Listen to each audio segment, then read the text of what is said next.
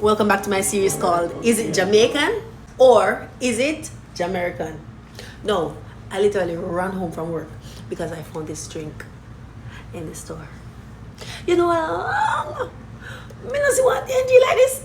One soft drink, and it's a soft drink. I wonder if this one here, like the bottle and everything still there Jamaica, because I haven't seen this in a while, and I know they had changed the bottles to like a more smoother shape. Don't look shorter. But anyways, let's see if this tastes like what it's supposed to taste like. Product of Jamaica. Let's find out. Alright. Okay. Ice. Okay. What it's supposed to smell like. You know, I always like to try it hot, and I also like to try it cold. So here goes for the hot.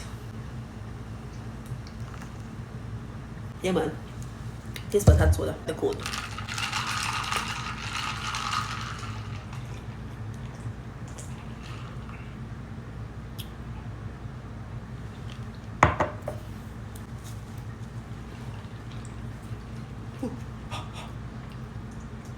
Yes. I